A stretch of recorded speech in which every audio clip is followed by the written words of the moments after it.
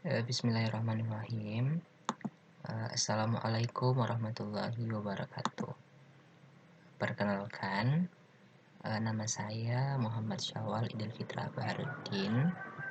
Pada kesempatan kali ini, mohon maaf apabila terjadi kelambatan dalam proses pemindahan setiap window. Saya untuk pemenuhan tugas sebelum mata kuliah PHP Web 2, saya akan membahas mengenai function dan kelas pada PHP. Saya Muhammad Syawal Trabarudin dengan NIM 602001804 dengan dosen pembimbing Pak Asep. Yang pertama yang akan kita bahas adalah function. Kita perlu ketahui bahwa fungsi adalah sekumpulan instruksi yang dibungkus dalam sebuah blok. Fungsi dapat digunakan ulang tanpa harus menulis ulang instruksi di dalamnya. Kita bisa lihat proses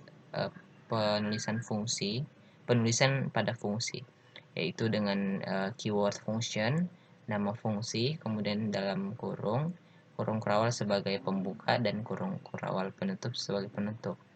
Dan kemudian apabila kita hanya menuliskan ini tidak menimbulkan efek apa-apa. Namun kita harus memanggilnya dengan nama fungsi itu sendiri. Kita bisa lihat langsung contoh dalam pengkodeannya. Ini adalah perkenalan, ini isi dari fungsi itu. Kita panggil, kemudian dipanggil lagi. Kita bisa lihat di sini di slide selanjutnya. Hasil run tadi dengan kodenya. Kita akan melihat secara langsung bagaimana model pada kode tersebut. Saya menggunakan Sublime untuk melakukan pengkodean. Ini adalah struktur dari kodenya. Ini fungsinya, nama fungsi, kemudian isi, dipanggil, kemudian garis penutup, dan ini dipanggil lagi. Maka sebelum kalian ingin mengaktifkannya, jangan lupa untuk menyalakan PHP SEM yang kalian gunakan. Saya menggunakan SEM. Jangan lupa di start dan buka Chrome dengan mengetikkan localhost, kemudian nama dari file PHP kalian yang disimpan di htdocs. Maaf, tidak merespon.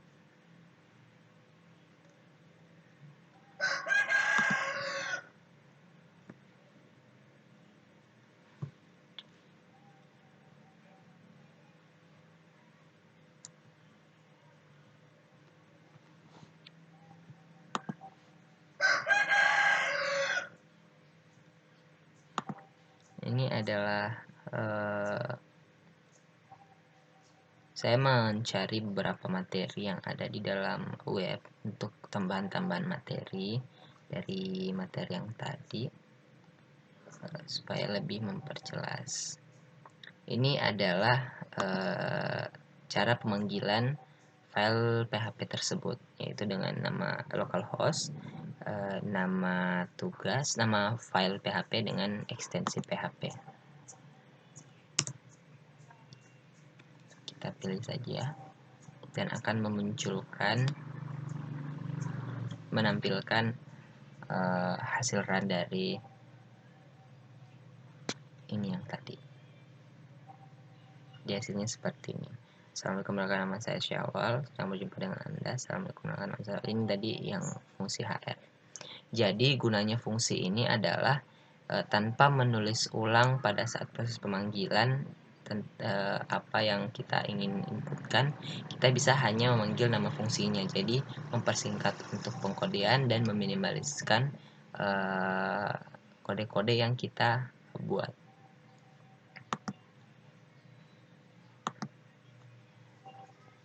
Selanjutnya kita beralih kepada kelas untuk OOP atau Object Oriented Programming. Pada kesempatan ini saya menggunakan materi dari Bapak Asep itu sendiri sebagai referensi penjelasan. Kita mulai dari awal. Kelas pemrograman berorientasi objek pada PHP atau Object Oriented Programming oleh Bapak Asep Indra Sahyadi MKOM. Outline untuk yang akan kita bahas pada kesempatan kali ini adalah apa itu Object Oriented Programming, kelas objek, kemudian konstruktor sama destruktor, inheritance, access modifier, dan constant. Yang pertama adalah apa itu OOP. OOP adalah singkatan dari Object Oriented Programming. Sedangkan PHP dalam PHP adalah bahasa pemrograman prosedural yang dieksekusi programnya secara berurutan. Yang bisa menggunakan OOP ini adalah PHP 5. Sedangkan OOP kita harus tahu bahwa ini adalah penulisan kode untuk membuat objek yang berisi data dan fungsi. Ada beberapa kelebihan-kelebihan yang membuat kita harus menggunakan objek pada saat pengkodean, yaitu lebih cepat dan mudah untuk dieksekusi. OOP juga menyediakan struktur yang jelas untuk program-program tersebut. Maksudnya adalah setiap urutan-urutan dalam OOP objek tersebut, kita bisa tahu bahwa oh ini letaknya seperti ini letaknya seperti apa. Dan yang ketiga adalah objek menjaga untuk tidak mengulang kembali pengkodean tersebut. Kita bisa lebih mempertahankan pengkodean tersebut, bisa memodifikasi dan bisa mendebug ulang. OOP juga memungkinkan untuk membuat aplikasi yang dapat digunakan kembali secara penuh dengan kode yang lebih sedikit walau dengan pengembangan yang lebih singkat. Dan itu adalah hal-hal yang bagaimana sehingga kita harus menggunakan objek pada OOP pada saat pemrograman PHP. Kelas dan objek. Kelas dan objek adalah dua aspek utama dari pemrograman berorientasi objek. Kelas adalah template untuk objek, sedangkan objek adalah turunan dari kelas. Kita bisa simpulkan di sini bahwa kelas adalah penulisan merupakan satu cakupan baris kode yang berisi fungsi-fungsi. Dalam konsepnya kelas di sini ada beberapa fungsi-fungsi yang dapat membuat modul itu berjalan sebagaimana mestinya. Ada yang dijadikan sebagai roda, kemudian ada mesin, ada sebagai kerangka mobil, dan lain-lain sebagainya. Sedangkan objek adalah kumpulan fungsi-fungsi dalam kelas tersebut. Tentu di situ nanti yang akan memanggil dari pengkodean-pengkodean dari kelas tersebut. Contoh kasus dalam OOP, apabila kita mengasumsikan memiliki kelas bernama buah. Kelasnya adalah buah. Buah memiliki properti yang seperti nama, warna, berat, dan lain-lain. Dan kita mendefinisikan variabelnya seperti name, color, dan weight untuk menyimpan nilai properti itu. Ketika objek individu apel, pisang, dan lain dibuat, maka mereka mewarisi semua properti yang berlaku dari kelas.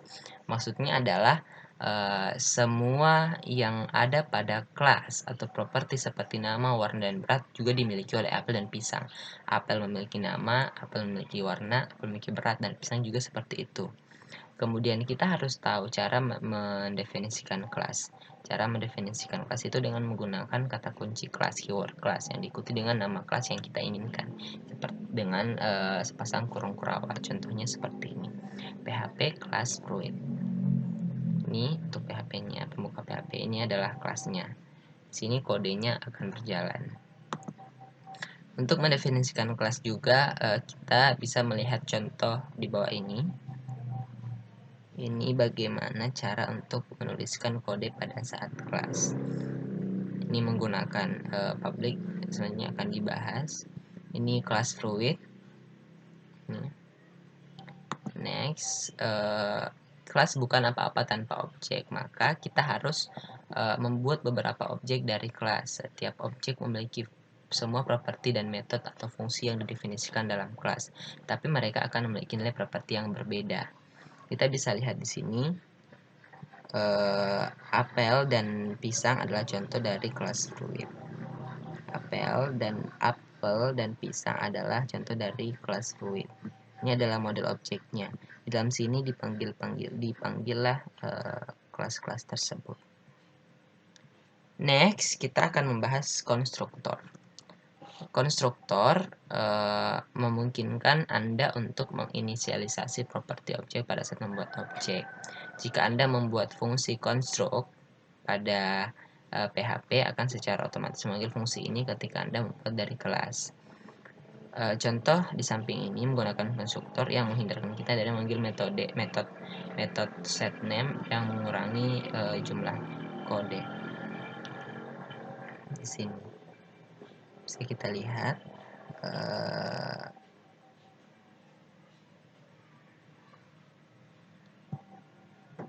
selanjutnya destruktor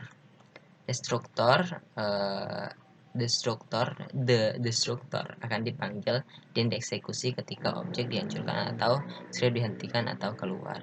Jika Anda membuat fungsi destruct, dia juga akan memanggil fungsi ini secara otomatis di akhir script. Ini contoh di samping ini memiliki fungsi construct yang secara otomatis akan dipanggil ketika membuat objek dari kelas, dan fungsi destruct secara otomatis dipanggil di akhir script. Selanjutnya inheritance atau penurunan. Warisan atau inheritance dalam OP yaitu adalah ketika suatu kelas berasal dari kelas lain. Maksudnya adalah kelas anak akan mewarisi semua properti dan metode fungsi publik dan protected dari kelas induknya. Selain itu, ia dapat memiliki properti dan metode sendiri. Kelas yang diwarisi ditentukan dengan menggunakan kata kunci extend. Saya bisa langsung lihat contohnya dalam kelas fruit. Di sini dia dibuatkan extend atau inherit dari strawberry ini anaknya adalah strawberry ini anak dari si fruit. Jadi next kita membahas tentang access modifier. Access modifier merupakan cara untuk mendefinisikan atau mengakses suatu variabel dalam kelas. Properti dan fungsi dapat memiliki access modifiers yang mengontrol di mana mereka dapat diakses. Ada 3 access modifier, yaitu public, protected, dan private. Private itu hanya dapat diakses dalam kelas, sedangkan protected itu hanya dapat diakses dalam kelas dan turunan kelas lainnya, sedangkan public itu dapat diakses di mana saja. Di samping kita bisa menambahkan 3 access modifier yang berbeda dari 3 properti. Jika Anda mengatur property name, itu akan berfungsi dengan baik karena properti nama adalah public. Ini public. Kita menggunakan keyword untuk public, protected, dan private.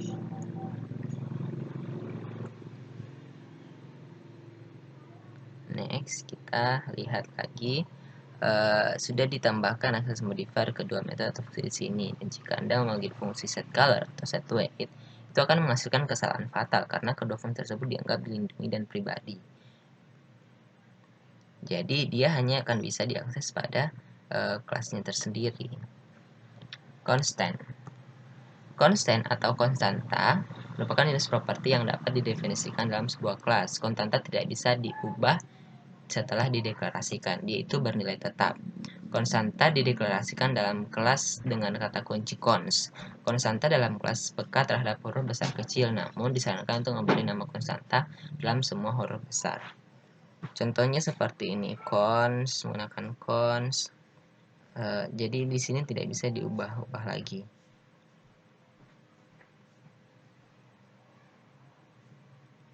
Ya. Jadi seperti itu pembahasan untuk OOP dan fungsi yang bisa saya berikan. Terima kasih. Mohon maaf apabila kekurangan saya dalam proses pembelajaran. Wassalamualaikum warahmatullahi wabarakatuh.